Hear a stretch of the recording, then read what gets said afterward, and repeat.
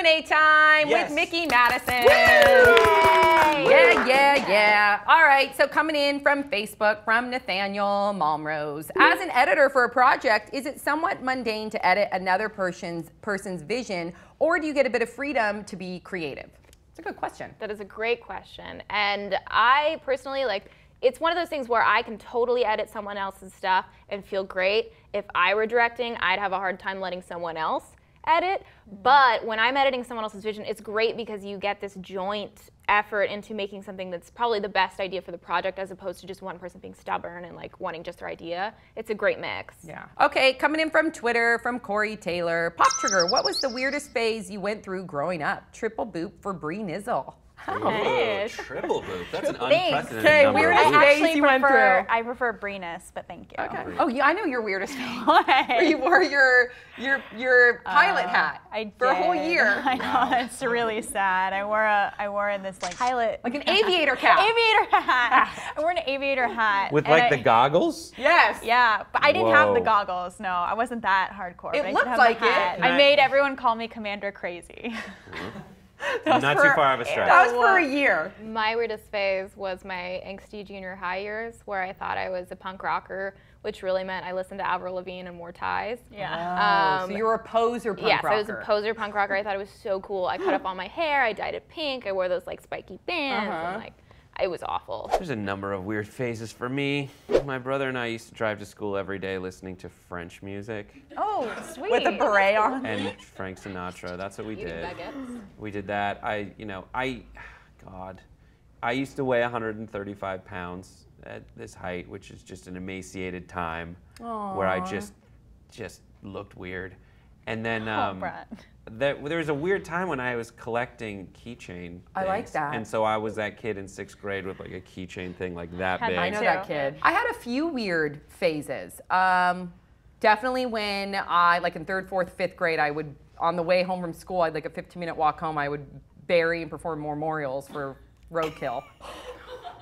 That was weird. That's weird. I know. It's delightful. It's really weird. And then there was a period in 6th grade where I was really into basketball and I wanted to be a professional women's basketball player and called myself Sammer the Hammer Slammer.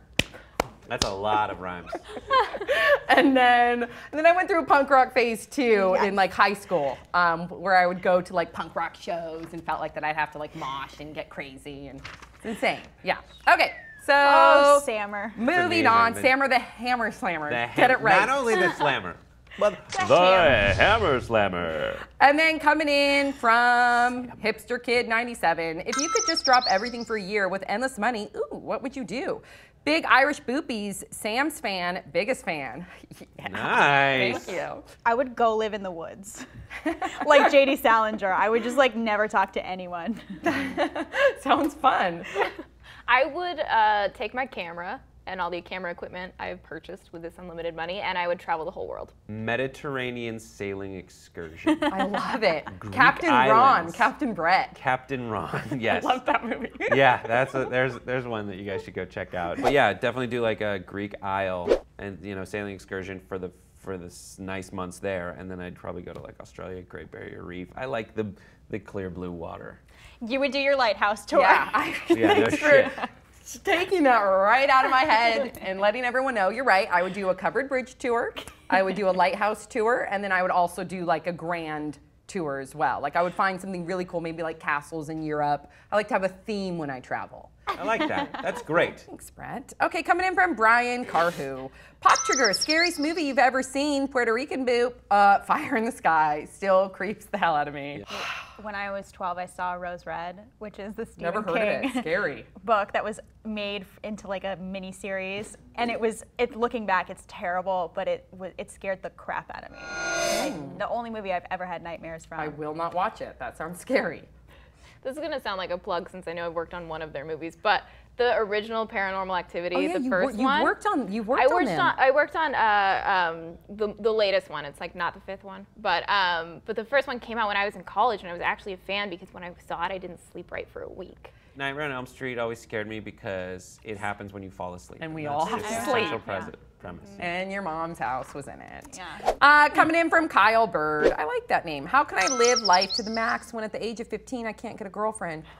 Oh, Kyle Bird, honestly, I couldn't get a boyfriend either. Yeah, no, none all of us. throughout high school. So just do you and love life, and trust me, that is attractive, and you will attract the right person. And I'm sorry that you're going through what you're going through right now, but it will only get better. High school can really suck. I listen to a lot of Rent, so obviously I had a lot of gay ex-boyfriends. So don't do what I did.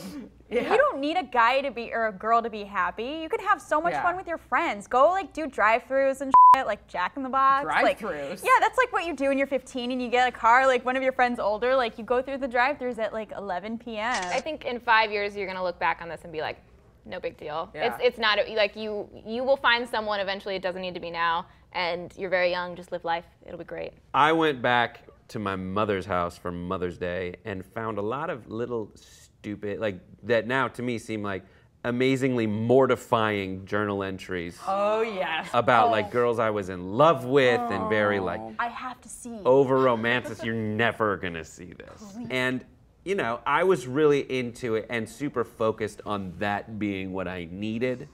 But as soon as you go out and you know, experience other things, you realize that that shouldn't be something to fixate on. But I will give you actionable intelligence, which is, it is always scary to like go try to court girls in your high school, because if you fail, then that follows you.